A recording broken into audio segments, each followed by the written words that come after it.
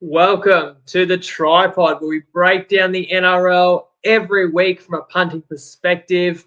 And I am your host solo tonight for the round 20 preview, as well as some round 3 Origin reaction. Clarkey is still seething from that Titans-Dolphins result on the weekend. No, in fact, poor bloke has come down pretty crook as a dog. So crook as anybody who basically went against any of our Origin tips for the series that's just ended, because Clarkey and I both had Queensland as underdogs in game 1.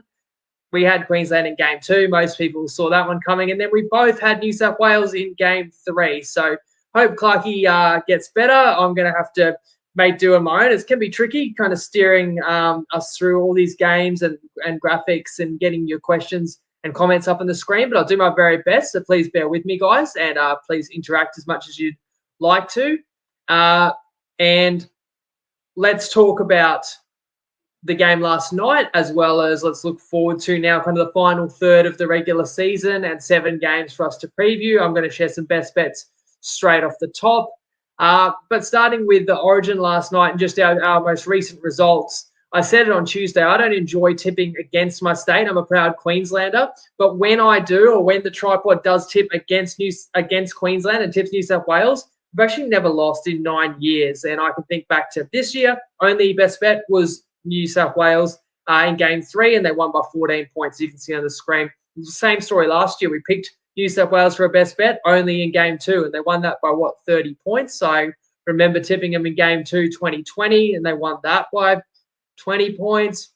I know Alexi tipped the Blues when I was overseas in 2019, and he had a -6 in the decider in 2019. And that was the game where Teddy scores the winning try and New South Wales kicks the meaningless conversion, and that ended up a push. So that's as close as we've gone to being wrong, because we had them underdogs. 2017 game 1, they won by over 20 points. 2016 game 3, if I recall, was a dead rubber. We picked New South Wales and they won that. So we've actually done well. We've gone against our state. It's not that much fun to cheer, but you'd rather be cheering the winning bet than I guess being on a side that suddenly didn't seem to have so many answers last night. We'll talk quickly about what we picked up from that game and the series at large. Other results, I'll be the first to acknowledge that I don't really believe in form in punting, but let's just say we've had a good few days. When you bake in last night, you go to round 19, we won our 3rd straight mixed matchup.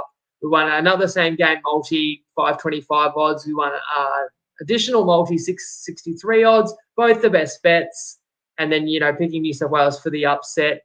I would say this would be a shorter pod than usual because you just got one man barbecuing alone, but because we're going to cover Origin as well, that'll add a little bit extra. But before we get into that, I won't make you wait any longer for my best bets. As I mentioned a moment ago, I've got 3 of them. Maybe I tell a lie. Maybe I will make you wait a moment longer because I've got a graphic for the best bets that I do want to bring up for on the screen, and that will be up momentarily. But my first best bet is going to be the Roosters on Saturday night, the SCG playing the Storm, plus 4.5 at $1.90 on Top Sport.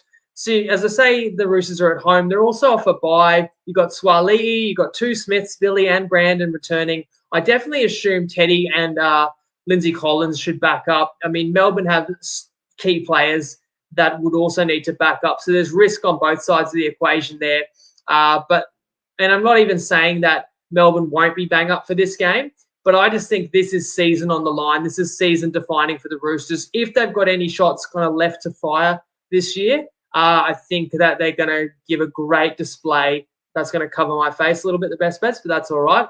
Saturday night, I just see it as a truly, really even game and a great game. So I've got to take the 4.5 points. And then, as you can see on the screen, then I'm going Cronulla, just $1.88 straight up just to win in New Zealand. That's also on Top Sport best price. And I feel like this is a massive test of Cronulla. This is a team that came 2nd on the ladder last year. They're running 3rd right now. No Origin disruption, no major injuries to make excuses for.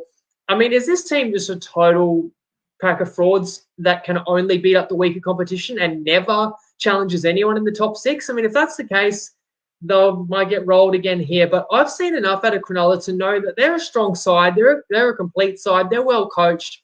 You can say the same things about the opponent, New Zealand. I don't think it's going to be an easy game. And in fact, it was really memorable last time these sides hooked up. But I think that revenge that Cronulla might be seeking is in our favour in this bet as well. And I just really feel Cronulla's going to go and actually be able to put in some signature wins at some point, beat some good opposition, and will be on a mission in this game to do so. And I do think that Cronulla is the better side overall that will come in and overcome that Mount Smart home advantage and get the win there on Sunday afternoon. And then Sunday night, bring it up again on the screen there. I'm going to lay the points with the Parramatta, -8.5 at $1.90, Ladbrokes and Neds. So, in fact, all three teams that I like this weekend lost the first matchup this season, but I think that that degree of revenge is in our favour. And Parramatta are in a good spot, I think, because they're coming off a sizable defeat, but it's very excusable. And now you add back in Gutho, Moses, RCG. And I know that Titans are getting key players back as well, but they're just not on the same level as Parramatta. And the Titans, coming off a deflating defeat, would really have to summon one of their performances of the season, I think, to hang with Parramatta at CommBank in this one. I don't see it happening. So I reckon more likely Parramatta makes this a long afternoon for the Titans. I do tip a double-digit win there. I'm happy to lay a single-digit line. I'm going to have a mixed matchup later on. We've got an anytime try score tip from Nicole. But let's talk Origin first of all, and I will also bring your comments in. I appreciate your thoughts as well on what you learned last night. I'm going to start us off by actually giving the man who's not here a big rap, Clarkey. Okay, well, I remember when we previewed game one, and Clarkey and I both said we thought Queensland would win. Queensland was a slight underdog with 1.5 points, and I always read all the comments, good or bad, but one of the comments was like, this is the most biased preview I've ever seen. There's no point watching it. Of course, Clarkey just tips his team every game. Two Queenslanders just tipping Queensland. You know, it's not objective at all. And I said, well, look, Clarkey may, admit that he has bias and that he is very passionate about his teams, but I will tip against my team. You've seen it time and time again. You saw it, right? I've just talked about it multiple times in Origin. Begrudgingly, I've tipped New South Wales, but we were both right. Queensland was the right team to pick in game one, and they were underdogs. And then you go to game two, we both picked Queensland again. Fair enough, they were solid favourites, and they won the game by 20 points. But then Clarkey's come back in game three and tipped New South Wales, as an underdog, a pretty unpopular pick. Not only did Clarkey tip New South Wales, he tipped Adokar and Hammer as his try scorer picks. And you got, the second and third tries of the game there? The second try for each team was obviously Adokar with one of the greatest individual tries you'll see. And Hammer's pretty special as well.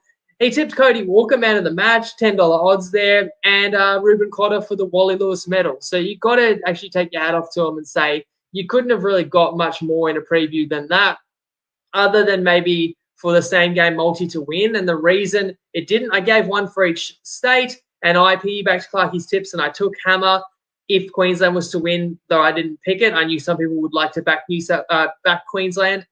That didn't end up occurring. But for New South Wales to win the game 13+ after having no answers in the previous two games of the series is a gut punch.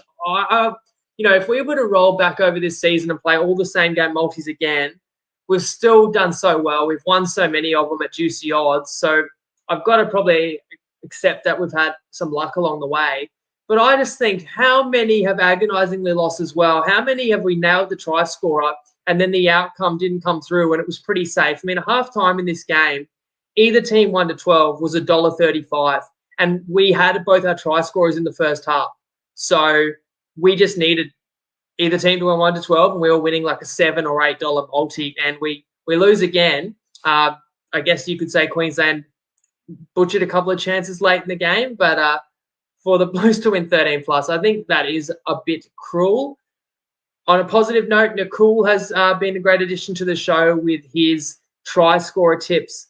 And he gave us Nanai. You had to wait for the final try in game two, but he scored at $4 ATS. And Nicole backs that up with Fafita, $4 ATS to score last night, and he scores the opening try of the game as well. So that's outstanding stuff by Nicole. We're going to hear from him again later today. Now, love to hear just what you guys made of the game.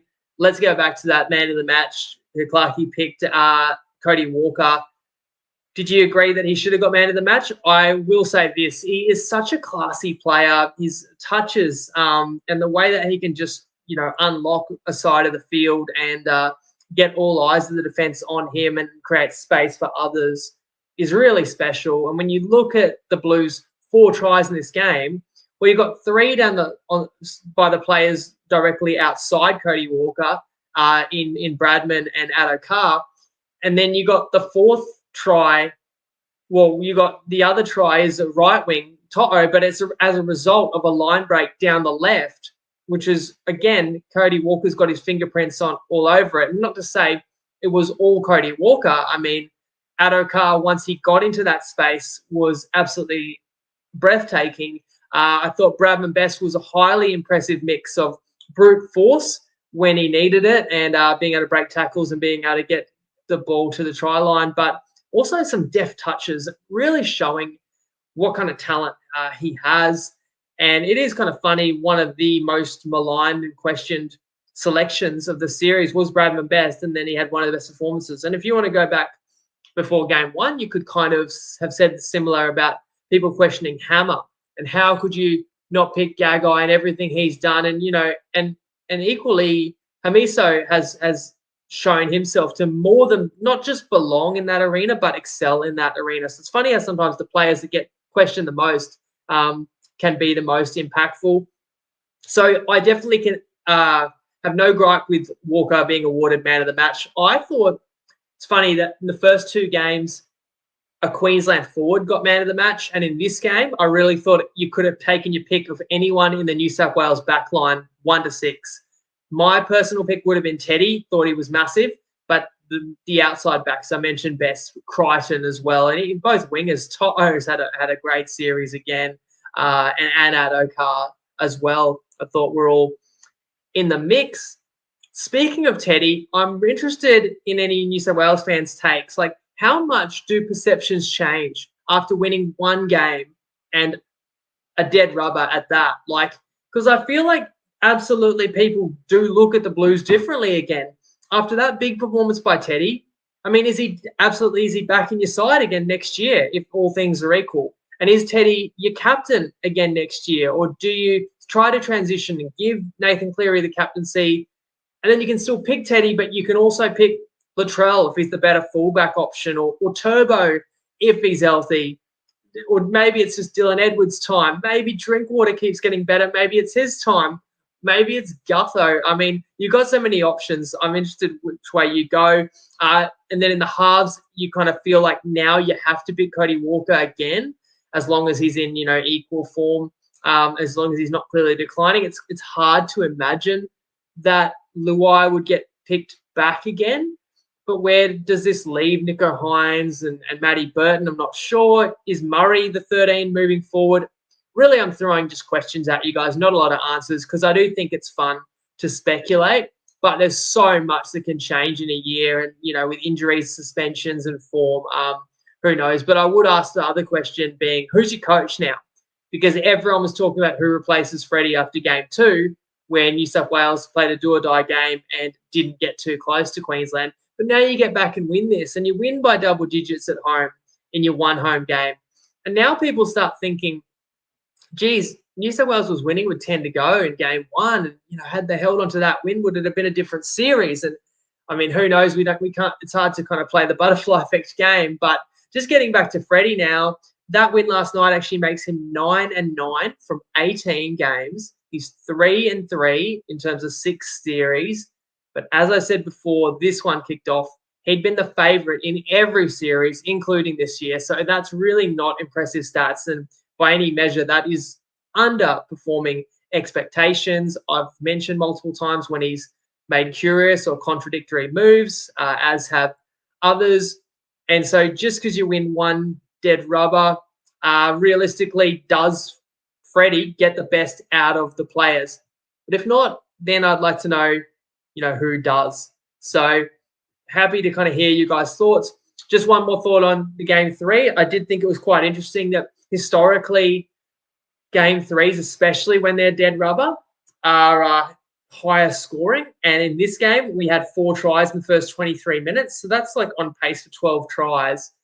looking like a scoring fest. And in fact, there was only a couple more tries in the whole game, a period of 30 minutes of this game with no tries in the second half, which really meant, we can look back and say New South Wales won comprehensively, but watching the game when it was 18-10 for an extended period of time, definitely felt like had Queensland scored next, they definitely could have run the Blues down. We all know that Queensland had the talent, the ability, and kind of the grit to do it. So we could all feel it. So the game was very much in the balance until Queensland blew a couple of late chances. I'm talking about Hamiso fumbled a put down. I think it was off a batted back kick.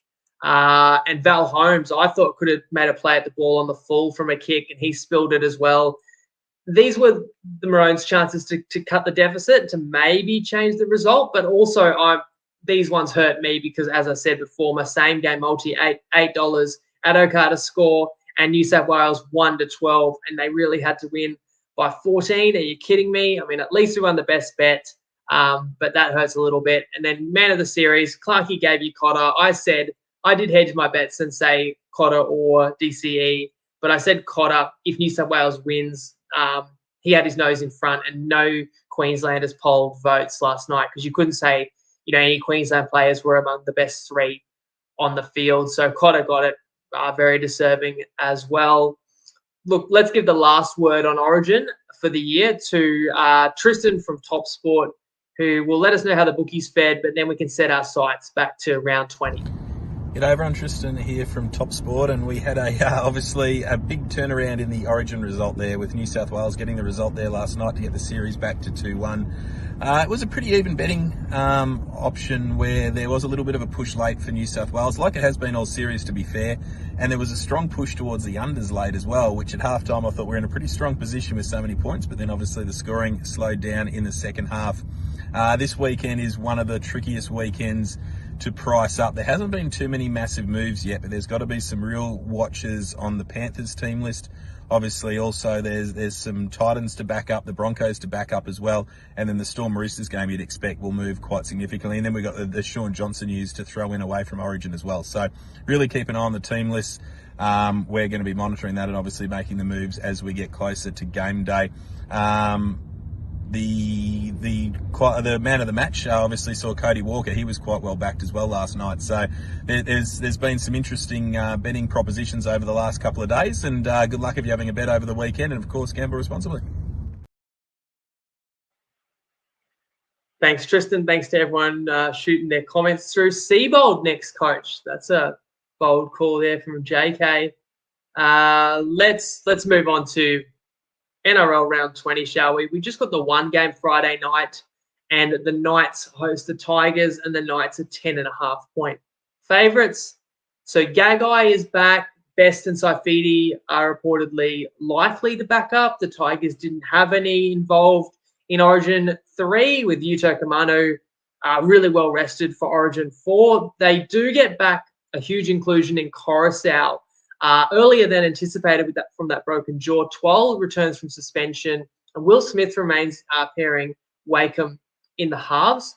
My first thought about this game goes back to that encounter between these two sides. I want to say it was round 2 where it was pretty crazy. The Tigers were favourites, and Ponga was knocked out 5 minutes in, and the Knights had to endure at least one, if not two, sin bins. Then a send-off. I think it was Jacob Saifidi as well, sent off in that game. Still hung on and won, which is pretty typical of how West start this year. They really struggled at the beginning of this year. As we know, West were the last team in the competition to register a win.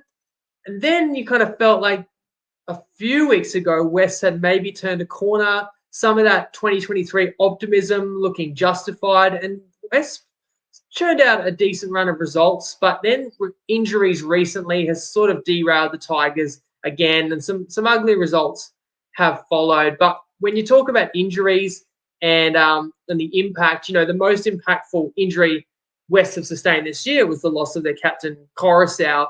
So now he's back in. You can't expect, of course, he would be 100% sharp or match fit, but it's still big for West. And I want to also note, as I did on the recap, that 24-point loss to Cronulla is a bit deceiving. The game was closer than that, and the Tigers do have some talent. Especially in the pack, I think is arguably as good as Newcastle. But I guess where I see the edge and the advantage to Newcastle is probably their back five. I would say each and every one of them are firing. And obviously Gagai, you can't say Gagai's career best form, but the others you probably can say they all are. And Gagai still actually had a good year despite being overlooked for Origin. And if anything, playing with a little bit of a chip because of that, and returning this week as well, is still a big addition for the Knights. You've got, this side is at home and has played a lot better at home this season, off a bye as well, and off a 66-0 kind of statement win. And another thing about Newcastle, which is probably under the radar, is that a win here would at least momentarily pull them within 1 point of the top 8. So I don't think Newcastle makes the 8. I'm sure none of you guys think Newcastle makes the 8. Had they won a couple of those close games earlier in the year, it could be a different story. But Newcastle probably still believes they can make it. You should. Anyone kind of worth their salt is still going to believe it as long as they're mathematically in it. So that, means that Newcastle can't afford to let a game like this slip where it's, it should be a matter of taking care of business at home. So, and I think Newcastle will do that. Just for me, it's like double-digit line. Whether the Knights cover the line, to me, comes down to whether the Tigers can hang in there late and make a tight game of it, which they could, or do the Wests kind of let go of the rope late in the game, as they did last week against Cronulla, and a game that was a 6-point game ends up 24, because once Wests realised it was out of reach, they pretty much folded up like origami. I'll make one other note that usually Friday night I go for my better multi, but because I have a stronger opinion in the Saturday night clash, I think it's the even greater game in Roosters Storm, I'm going to save the same game. So look out for that Saturday on social media or on the Better app, and I'll talk a little bit more about that soon. So moving to Super Saturday, we have the Bulldogs at Belmore, 7.5-point underdogs, hosting to second place Brisbane Broncos. And Addo Carr was taken off with 3 minutes to go, maybe precautionary last night, but it does sound, I think I've heard hamstring twinge. I would say highly unlikely you'd play Addo Carr because, making him back up after 3 days with that soft tissue scare and with the form of Blake Wilson on the wing. So if you look at the team list, because of how good Wilson's going, he was going to get the wing start again this week, and they were going to move Kiraz to the centres. But I think Fox is going to be out, and then Kiraz goes back to that wing spot, and you just bring Alamotti back in. Sexton's in again at 7, and obviously Burden in at 6. After a good win against Souths, yes, it came with a scare at the end, but it was still a really good response to Canterbury's lowest moment of the year against Newcastle. As for Brisbane, well, they're off a bye. They make a rare trip to Sydney.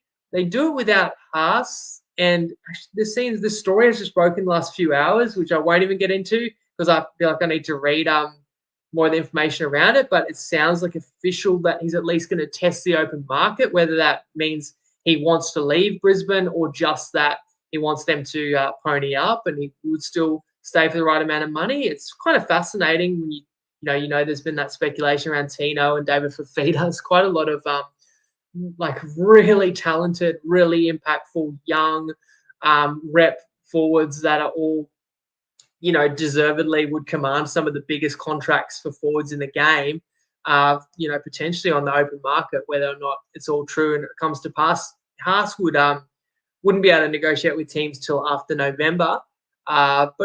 And I'm not really saying that's going to disrupt Brisbane. I'm just bringing it up because it's pretty interesting. It's always interesting when star players, could be changing teams.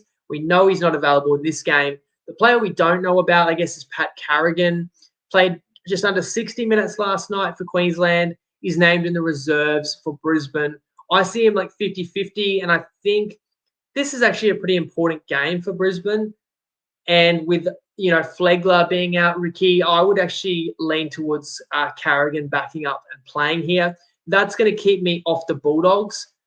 But I won't play Brisbane. Last time Brisbane played, I was against them when they were up against the Dolphins because right now, Brisbane's vulnerable. Obviously, Reece Walsh is still suspended. Corey Oates was set to play his 200th game. He's picked up an injury. Capewell does return. And look, Saylor is a good replacement fullback. But Brisbane's, it's a little bit depleted. It is hard when you don't know the status of Carrigan. But I think this could be an entertaining game down at Belmore Oval Saturday afternoon. So I am not touching it, but could be a few tries, which would bode well for this man, Nicole, who actually is going to weigh in with his anytime try scorer tip on this matchup. Hope everyone enjoyed their night watching State of Origin. Nailed my try scorer pick with you guys with David Fafita getting out, which is awesome. Look, if you Google Wiki Linktree, guys, you'll see the odds comparison tool that you see on your screen. I know Winnie likes using the term asymmetric risk. Well, Karaz is named in the centres for the Dogs, but with Adokar's injury, he should play on the wing. He's about $18.03 for first and any time on Dabble and Top Sport. So if he's named on the wing, that becomes incredible odds. Good luck, guys. Google Wiki Linktree to find all our stuff. Gamble responsibly and enjoy the games of the weekend. I do love the term asymmetric risk, and I had that note already even before I saw Nicole's video that it seems logical to me that Karaz will slot back to the wing. So that's a great price about Karaz. I definitely would co-sign that. Dabble or Toppy said there. Anytime or specific moments of the game as well, if you can get extra juicy odds. We got him last week in our same gamer that got up, so I'm a big fan. Much more talented Jacob than I am. Let's move to the Twilight game on Saturday. Manly, 3.5-point underdogs hosting North Queensland at 4 Pines. So DCE and Gerbo are named. They're going to be monitored. I guess, neither of them are spring chickens. Whereas the Cowboys overall have a younger contingent, but more players that would be required to back up Holmes, Taulagi, Nanai, Robson, and man of the series of Ruben Cotter. They are all named and expected to back up. But, of course, you never know for sure. You've got both teams coming into this off a bye. And what makes this one super intriguing as well is this is 10th hosting 9th. So we know how fierce the fight is for the finals this season. And that's what makes it such an enticing game. And that also increases the likelihood that those rep players would play because clearly these sides don't have a luxury of resting anyone at this point. I think the Cowboys will win it. I know the Cowboys are the better team. I know most people will agree with me and will tip the Cowboys. But I don't want to overlook home advantage and the travel factor favoring the Seagulls here. And the Seagulls kind of have the capability to win a game like this. It's just more so that Manly's been inconsistent this year. And when I look a bit closer, I feel like they've had their worst performances when Jake Trbojevic hasn't played, whereas when Gerbo's been in there, by and large, Manly's been the forwards, the whole pack has aimed up more so. So you're expecting Jake to be there in this game, which would help Manly. But can their pack win the battle against a North Queensland side that, almost certainly lines up on Saturday with either Ruben Cotter or Taumalola on the bench? Just to give you an idea of how strong they are right now. It's crazy that this side, in a way, is outside the 8. We know they just couldn't get it going earlier in the year, and now they're one of the form sides of the competition. And look no further than the Cowboys' last performance, which was 74-0. I know it was against pitiful West. It was still impressive. It's funny for me. I don't really want to back a team after they just won 74-0 because I don't want to play a team after their best possible performance that everyone saw. But I'm also not rushing to bet against them either because they could just be, firing on all cylinders. And I think the firepower that the Cowboys have in the outside backs gets them home. I kind of see the Cowboys winning this, competitive game by about a try. So I do lean to the Cowboys. It wasn't strong enough for a best bet, but I lean them with the 3.5 line. I've got a best bet in the next game. Roosters Storm at SCG, and the Roosters are 4.5-point underdogs. It's a great game to cap off Super Saturday. Again, both sides come in off a bye, which at this time of year, I feel like that should only heighten the quality of the contest. And not to mention, when you're giving a bye to arguably the two best coaches of the last decade, so it's like an extra week to scheme to get their team, expertly prepared for one of their best performances of the year, and it's Robinson against Bellamy. And there is a rivalry there, obviously, and there've been a lot of big games between these clubs, including grand finals in recent years. So more often than not, these end up being cracking games. Although the last time these sides played, it's worth mentioning that the Roosters were well and truly shut down and the Storm won really comfortably and the Roosters were disappointed. But at that stage in the season, the Roosters were struggling to score virtually against everybody. And that's where I do think the reinforcements come in at the right time.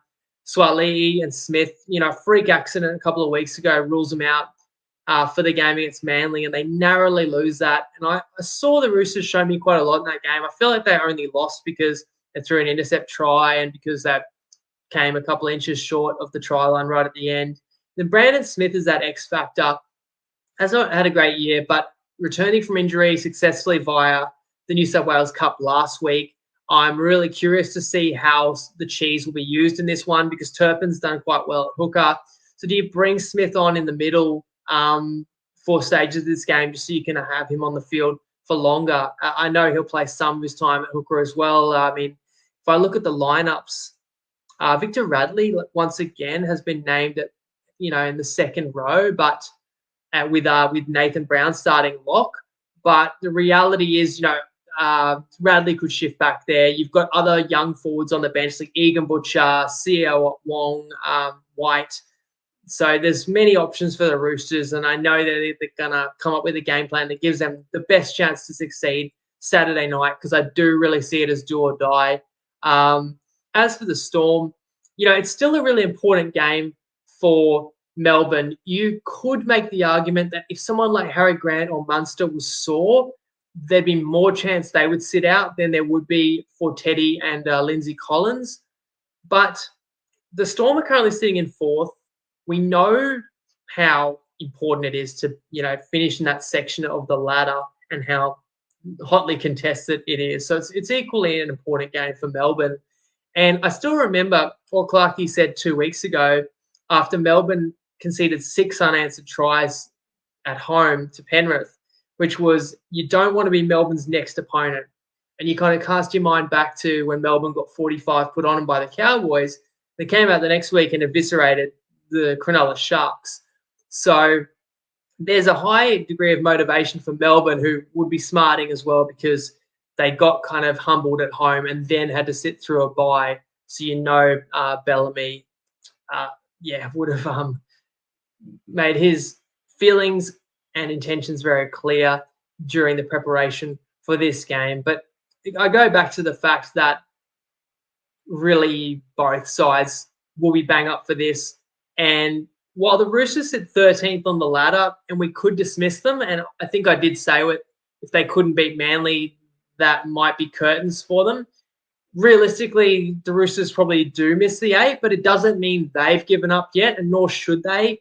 A year ago, they rattled off 8 in a row to go from outside the 8 to, nearly could have actually made top 4, and depending on how results shook out the final game of the season. So there's still that belief in the Roosters. There's still that quality. I don't know. It just might not be the Roosters season, but I'm willing to bet that this will be the kind of game where they can succeed. I don't want to disregard the Storm because there is a big advantage there at 6, 7, and 9. But I do think that the forward packs are pretty evenly matched. I think there's more firepower and more explosive players in the Roosters back line. And again, we've got the home advantage. And I think this is a game going to the wire, whereas this line is telling me that the Storm are, clearly a converted try better than the Roosters. I don't agree with that. So that's why I've taken the 4.5. I can't wait to watch this game. And if you think a game's going to be a cracking game, more often than not, you've got to take the underdog with the points if you think that they're going to push it all the way. As I said before, this will be our better same game multi. So you can get a better account with the link that is in this show description. We've had an outstanding record this year, lost track. Is it 5 or 6 different long odds same game multis we've already hit this year, and we should have got another one last night. But of course, with any bet, before you jump on any bookie, think, is it a bet you really want to place? For free and confidential support, call the number on the screen or visit gamblinghelponline.org.au. And that information is also in this show description if you're listening in podcast format. Moving to Sunday, the Warriors play the Sharks at Mount Smart. And I am scrolling through the lines on Top Sport, and so where there should be numbers, it's blank because the game is virtually a pick 'em. And you've already heard I've tipped Cronulla at $1.88, so they're favourites by a couple of cents technically, but we just need them to win that head-to-head straight up there to cash our best bet. The Warriors are at home though, and it's another game where when I see this matchup, my mind immediately races back to the first encounter between these teams this season, where, if you don't remember, the Sharks led 20-0 at Shark Park and it looked like they were going to win by 50. That looked to be on the cards. When you consider that New Zealand was a double-digit underdog going into that, so when you get a double-digit underdog that's down 20-0, the odds of kind of turning that around, it's one of the most memorable in recent seasons, not just this season. Obviously, the Finns 26-0 comes to mind too, but this was right up there for shock factor. New Zealand came all the way back, won that game by a late penalty goal. And it said a lot about, it was a line in the sand for Cronulla to, really improve and to not take games for granted. And it was also a moment that a lot of people kind of sat up and took notice of New Zealand. And the Warriors played last weekend, won far more easily than they did that night in Cronulla, but beat another Sydney-based team in Parramatta. Mind you, Parramatta was very undermanned. But as far as the Warriors go, they got a very impressive victory last week and have no major changes. You will have to monitor Sean Johnson because they haven't had their baby yet. You never know exactly how that's going to play out. But the fact that in Auckland, I feel like the timing and the likelihood that he'd miss the game would be pretty slim. But everyone is still talking about that this week as a possibility. We've got 3rd versus 6th, so another great game. You've got not a single Origin player that involved for either side. As a twist of fate says, Josh Curran returning for the Warriors is huge as well. And I agree. So really both sides are more or less full strength. I mean, Hamlin Welle is in the reserves of the Sharks, so we don't know whether he would be involved, but close to full strength both sides. And I do see these two teams as pretty evenly matched teams. They're both kind of built around their number 7, and that's a player that can create for the team both as a running threat, a passing threat, or also a kicking threat too. And both sides have physical outside backs, not necessarily a bunch of superstar names, but they get the job done. Aggressive forward packs. They're both really well coached, as we know. And we've noted this year, Webster has worked wonders this year, and Fitzgibbon's been doing it for a couple of years in a row and has had the Sharks at the top of the ladder ever since he took over.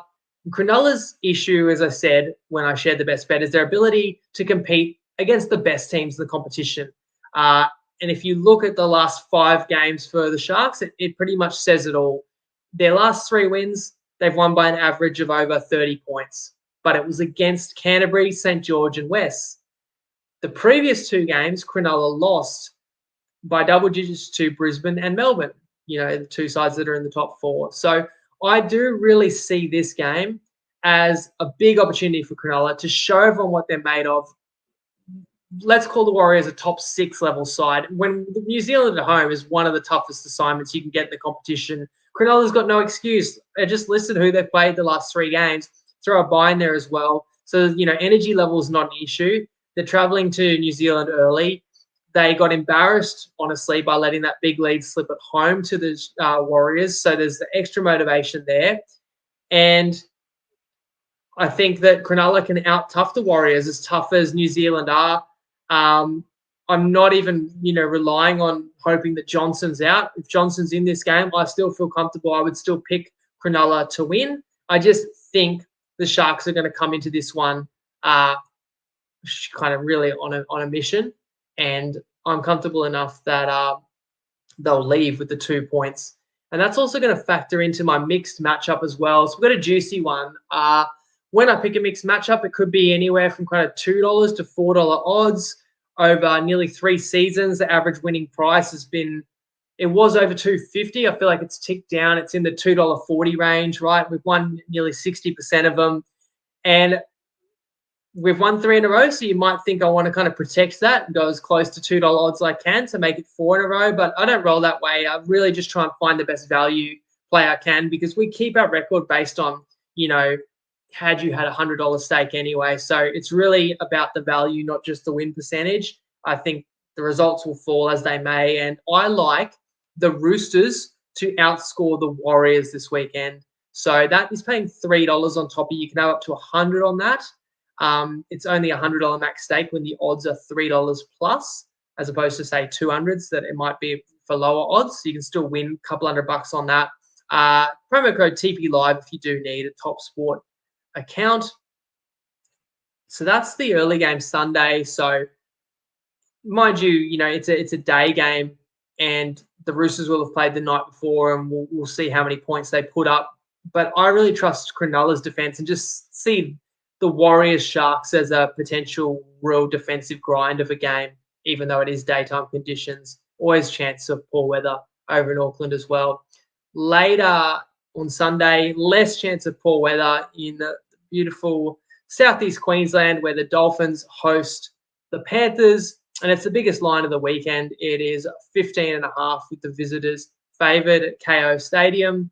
Finn Diesel is a big in for the Finns, while the Hammer is back as well from Origin and named in the centres again. So that's going to leave Nikorima at fullback off the back of an impressive upset win for the Dolphins. Yet another one this season where they were not favoured to win, but they got it done. And the Dolphins had to work overtime to achieve that win over Clarkey's Titans, while the Panthers were idle, having a bye.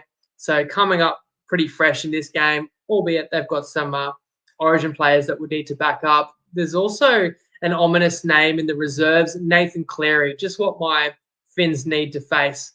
Whether Cleary would play this week, or I don't know, you put that name there just to psych out the opponent, I'm not sure. I would guess that they'd be extra precautious, or extra cautious, the Panthers, and there'd be no need to risk Cleary and to play him, if there's any possibility that would be a premature return from that hamstring injury.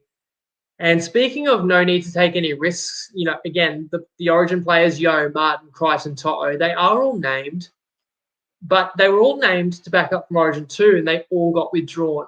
And I'm just flagging that because it's a possibility that you have to factor in when playing Penrith after an Origin game. However, the fact that all these guys were arrested after Origin 2, I think makes it less likely that they would need a rest again.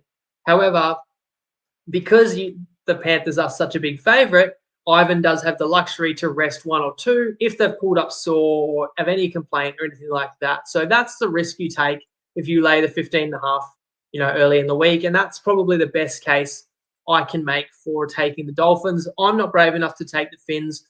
I do struggle sometimes betting on games where the line is in the teens, because if I don't believe that the underdog has a chance to win, I don't really want to take them. And it's very hard for me to envision a scenario where the Dolphins could win this game. It's off the back of last time I saw Penrith play, I would argue it was the most impressive 50 minutes of football Penrith's put on this season, and they didn't have Nathan Cleary. But the way that they just obliterated Melbourne, I think they were down 14-0, but then outscoring Melbourne something like 34-2 was super impressive and super scary. And doing that without, arguably the best player in the competition. So I'm not getting out in front of Penrith in this one, and Penrith's not as deep. The Finns are not nearly as deep as Penrith, and depth matters at this time of year as well. And the Dolphins are coming off back-to-back Southeast Queensland derbies where you already feel like the Dolphins have gone all in against Brisbane and were pretty competitive in that. They led with like 15 to go and then playing 85 minutes against the Titans. So a lot of reasons why it would be a tough task for the Dolphins, and I'm not taking the plus. But best case for the Finns, I said before, is maybe Ivan, just remembers that he's got bigger fish to fry. Pardon the pun there, but maybe not all of the Panthers' best players line up in this one. It's certainly a possibility because you feel like Penrith could win the game anyway. Now, Toppy have pulled the Eels game off the board. And I was going to message Tristan and ask him why, because I believe that I think the Parramatta game, it's not like, it can't be anything too crazy because it's still available in most of the other bookies. Right, so I don't know if Tristan knows something we don't, but I've got the Toppy odds here and I'm trying to scroll to show you that Eels Titans game, and it's like it doesn't exist. But that was an interesting point that I'll find out of Tristan in terms of why it's not available. But I know the line in that game is 8.5 because I have tipped it as a best bet. So just put that on your screen for your reference. Parramatta, CommBank, host the Titans, 8.5-point favourites. I was at the first encounter this season because it was the final game of Magic Round. And once again, these two teams meet in the final game of the round on a Sunday night. Parramatta should get their 3 rep players back. So that is Gutho, Moses, and RCG, plus Sean Lane returned from injury last week via the bench, but will start this week. The Titans have named their 4 Maroons forwards. Their 4 Maroons to start. 3 of them are forwards plus AJ Brimson, and then AJ displaces Jaden Campbell to the bench. You guys know my thoughts on that. It's extra curious to me when you got Jojo Fafita, another outside back, happens to be on the bench as well. So we'll see how that plays out. And one important thing to note too is that Dave Fafita got reduced minutes on Wednesday night and is being monitored with a hip complaint. So from my perspective, if you're on Parramatta right now, you certainly hope that Fafita's fine long-term, but might be out this week. I don't particularly want to go up against him, the form that he's been in. So that's a factor that could definitely go in our favour. Twist of Fate asks what the hell happened with Dylan Brown. I'm not going to go into everything that happened with Dylan Brown, but once the case was settled, I believe the NRL gave him like an additional 3 or 4 games, and I think that takes him through to round 21. So someone else can correct me in the comments. I think Dylan Brown, not available in this game. Arzi is playing 6, Moses 7, but I believe Dylan Brown will be back in a couple of weeks. So as for this game, I think I said this at the beginning, Parramatta's just stronger across the board for me. I love getting them after they've been smoked by 30, when reality, I understand why, and hence we were on the Warriors last week, and now the reinforcements are here. And I feel like this Parramatta squad, they understand the urgency of the position they're in right now. They are in the top 8, but they are probably the most likely of any side to fall out. And you've got hot teams like the Cowboys, but several others that are gunning for the Eels spot. And if you're Parramatta, you're also not thinking, how do we cling on to top 8? You've got your sights set on climbing the ladder, and we know Parramatta has the ability to do it. So I think that Parramatta can kind of really go on a surge and really play some good footy for this final third of the year. Whereas for the Titans, how could you say that about them? I mean, the players might not have given up this year, but the reality is the Titans have just blown too many games this year. They're not going to be able to make the finals. They've already let the coach go. You've got key players that are under some uncertainty. There's murmurings about their contracts. That could be distraction. And you've just come off a gut punch of a loss where you've lost at home as a favourite in Golden Point on a real tough penalty call. You got to pick yourself up. You got to go travel to Sydney, and you got to play last year's grand finalists who are full strength right now. That's a tough day at the office, I think. So that's why I'm going Parramatta to win and to cover the 8.5. Thanks for joining me, guys. Sorry, I didn't read out too many of the comments. That was kind of an extra element you might have been able to enjoy if you were watching. I just had too many kind of balls up in the air trying to juggle and hopefully just get across my my strongest thoughts and opinions for both the big game that we saw last night and the conclusion of the Origin series, and then the round ahead, round 20, which I can't wait to get stuck into. The Origin is on tonight. Sorry, the under-19s Origin is on tonight. I believe the women's may have just wrapped up, but the men's or the boys under-19s might be next on. So enjoy that. We got 7 games of footy from have a good Friday, guys, and then enjoy the footy for this final third of the season. Shout out to Clarkey. We hope you get better soon, mate. And just one more thing. Lego.